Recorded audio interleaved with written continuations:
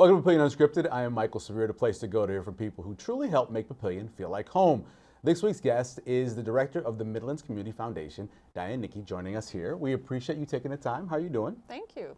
And thanks for having me. I'm doing great. Let's start off, basic question, the mission of the foundation. What are you guys' job? What is your job? Well, the mission of Midlands Community Foundation is to be a catalyst for lasting impact in Sarpy and Cass counties, and we also want to give opportunities to individuals and organizations so that they can meet their charitable goals. We do that through our biannual grants program and our discretionary giving, which is done monthly, and then also through our charitable funds and being able to establish those under our public charity status. You became director last year, correct? I did in September. Yeah, but a long track record of being with the foundation, right? Going back all the way back to being a volunteer? Right. I started out as a volunteer on the Reflection Ball Committee, and then started with the foundation part-time, and then just worked my way up. I've been there for 15 years. So, what is it about the foundation that has kept you excited to stay in the job? I think just being able to help so many nonprofits in our community, be able to support individuals in our community and be able to fulfill their missions, that really warms your heart, I think, a little bit every day you get to go to work and make a difference. That, and then also with the 160 charitable funds that we have, we do a lot of their back office work and some marketing materials and things for those. So it's always something new every day you come into the office, something new. You took over for, remind me again her name? Tony Gay. Yeah, you guys worked together for a long time. Was it kind of did. strange for her not to be around the office? It is strange for her not to be in the office, but we did work in the same office, just with the divider between us. She was there for 17 years and I for 15. Wow. So the transition has been pretty smooth. I think it's been good for me, and it's also been good for the foundation and those charitable funds and nonprofits that we work with. There's a normal number of organizations out there that do similar things. How do you stand out? How do you make people see you and want to give you grants or give you money? How do you stand out among all the organizations that are out there? I think we're a little different than some of the other nonprofits in the community because they do direct services to individuals, and we're here to raise money and give service and financial help to those nonprofits that are helping those individuals. So our funding does not go to support individuals in the community, we just support those nonprofits. We don't only like to provide financial support, we also like to make connections for those nonprofits. It's interesting, in a lot of our grant receptions, some of the nonprofits that don't know each other end up by the end of the day, you know, being able to collaborate on some of the projects that they're doing. So that's always fun to see. What's the most exciting part of the job for you? I think just the amount of people that we meet all the time, all the nonprofits. It's just really gratifying. Yeah. Are you a Nebraska native? I am. Born and raised? Born and raised, yeah. Where'd you grow up? Grew up in South Omaha. Yeah. Right. Went to St. Stanislaus grade school and then Gross High School. So, nice. Yeah. My wife is a South Omaha, Bryan High School. Okay. So yeah. Pretty close. Yeah, pretty close, exactly. Kind of just how your upbringing helps you with this job. How do you think in terms of maybe in public relations, that sort of thing? How does it help you? I did. So I kind of started out after high school as a receptionist at a public relations firm, and kind of just worked my way up there, project coordinator, then account executive, and worked with so many different clients in that field. It has helped me be able to work with all these different funds that we're working with today. I also help manage all the special events at the foundation, and that is kind of my background with the public relations firm. So did a lot of special event coordination for them. Excuse me, public relations covers a lot of different things.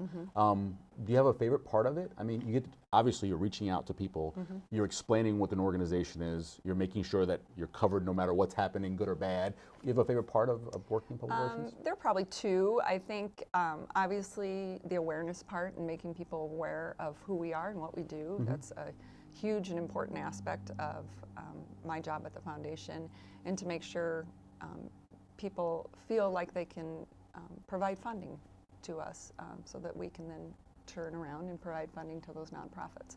And then secondly, I love special events. I think it's always fun to plan something, but there's always a beginning and there's an end. So you really feel like you've accomplished something once it's over.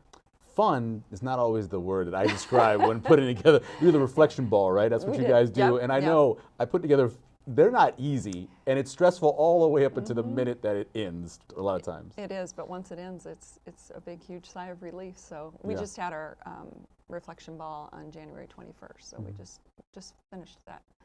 Yeah. How did it go? It was good. We had about 360 attendees, and we raised about $145,000. So it was a good night. Give us an example of some of the charitable organizations that you guys help.